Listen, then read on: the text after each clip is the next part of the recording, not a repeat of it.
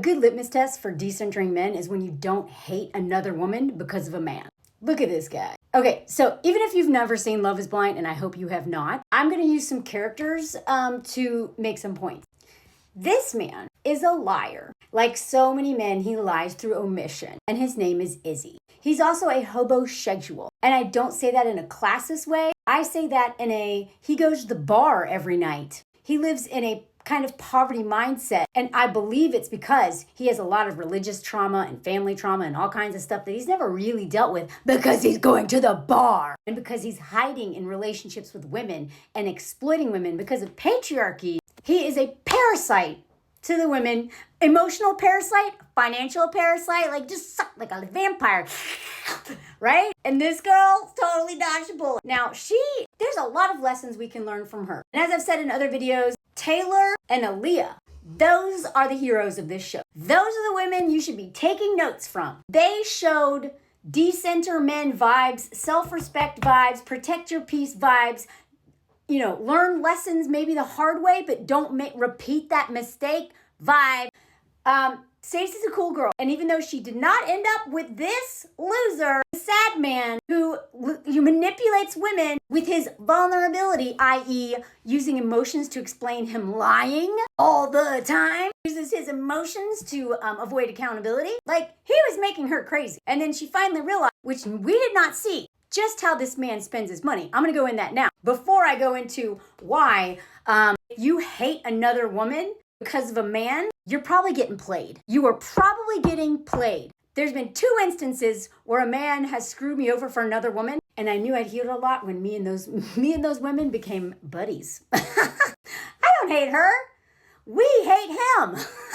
Because men love doing this. They pit us against each other. Divide and conquer, baby. That's how it's a tactic that lots of people use, including governments. So after the reunion, I interviewed these people alone. And she talks about how she went to a therapist and asked the therapist, what are the questions I need to drill this man on before I make the most important decision in my life that could, financially ruin you and as a woman actually get you killed. Those are my words, not hers. And the lady said, communication and finances. Those are the 2 things that Izzy sucks at. He avoids accountability. He deflects. He shames her. He lies through omission. He is terrible at communication. He's the person who gets women riled up and gets them fighting and then does this. Literally checks out when the women that he's got to hate each other start actually fighting. Bye, I'm not here. He does this when you dare to be vulnerable, or hides and cries in a closet when you call him on his crap. Okay? Communication is not this man's strong point. He has way too much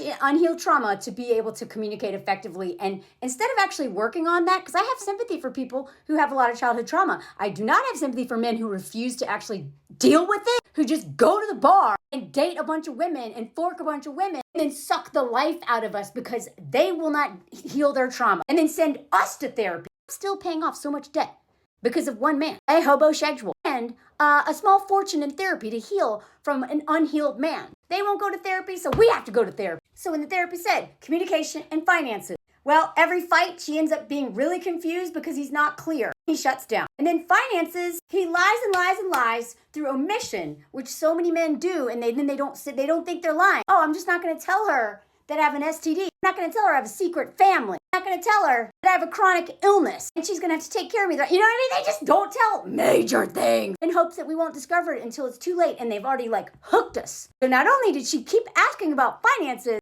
multiple times had uncomfortable conversations about checking, salary, retirement. No, you don't have to worry about that. You're good. Even when Daddy Warbucks tries to say, what's your plan in 5 years? How are you going to take care of my daughter? Because if you don't take care of her, I'm going to have to take care of her, and it's your job. And Izzy's like, the sky's the limit. The dude will not answer, but doesn't think he's a liar. Instead, calls her materialistic every time she tries to call him on how cheap he is. Because this man, I promise you, like so many men like him, I've dated these men. They will not buy real plates. They'll eat off of paper plates. They won't buy you dinner. They won't cook dinner. They won't literally do anything for you.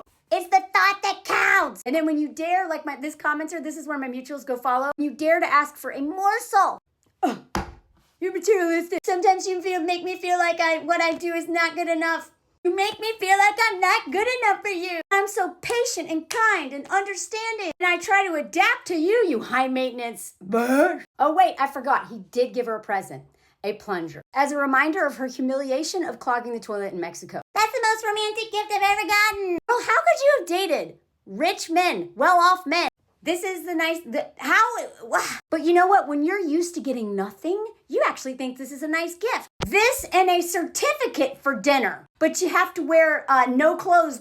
That's the only way he'll make dinner for you is if you pose sexy naked. Then he'll do the one thing you've literally asked him to do that he refuses to do. Make dinner. Oh, and lest I forget, I promise you, I'm going to loop back around to my point. When they had their big fight about finances, we didn't get to see the fight, but we saw the aftermath. This man was like, I didn't lie. I was going to tell you. The fact that I told you means that I wasn't going to lie. She's like, no. And now we know because of this interview I'm about to talk about in a second. She was asking very specific questions. This had nothing to do with this man's credit score, which is what he wants all of us to believe. This fight, though, he kept being like, I keep trying to tell you how I feel.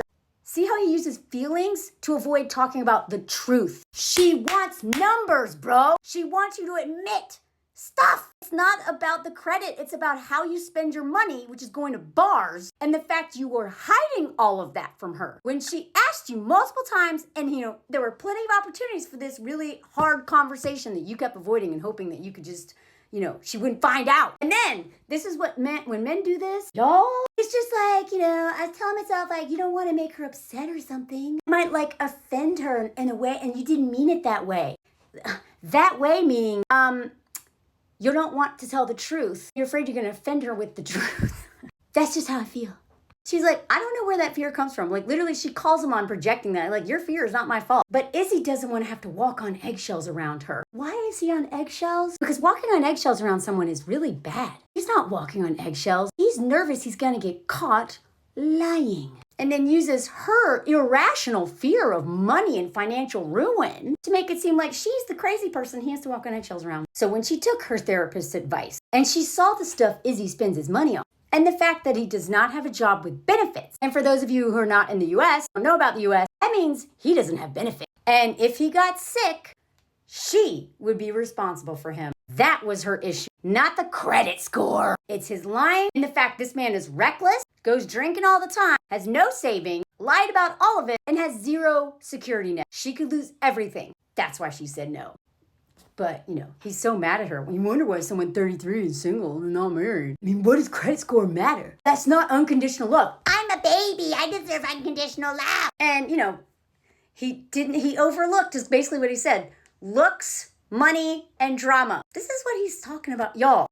So what does this have to do with Johnny? Well, this man wanted to be unconditionally loved by Johnny. And when she brought up her own past, instead of being the cool girl in the pods like Stacy was. So Stacy, I know you asked about money, but you gotta ask questions other than, is there anything I need to know? Y'all, take lessons from Stacy's mistake. Don't be the girl that's easy to get along with. You ask questions like this. Is there anything I need to know? Because they're going to rationalize in their mind. No, she doesn't need to know the fact that I'm going to financially ruin her. Or that she's going to have to take care of 2 children she doesn't know about yet from my former, You do not want a man saying, I don't know, just like with you, it's just like so easy and effortless. You do not want to be easy and effortless for men. Do not be men's peace. They will not be yours, especially because they're raised under patriarchy.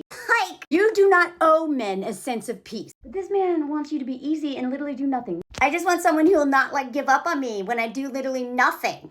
Someone's left this comment on my YouTube. The theme song for Izzy is a Meatloaf song. I would do anything for love, but I won't do that. And I actually think it'd be, but I won't do literally anything. That's his theme song. I do anything for love except literally anything for you.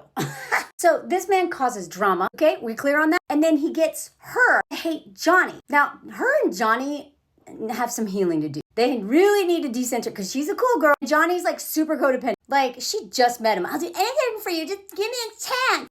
Don't beg men. Izzy got Stacy to hate Johnny so much. And he tried to break up Chris and Johnny. So people could take advantage of us very easily. Us nice guys. I gotta call her on her stuff. Get Stacy to yell at Johnny. All this drama. They're fighting at the reunion too. Humiliates Johnny. Tells everyone they hooked up in his Jeep a week after Stacy dumped him. And thinks of the cool girl as his bro now.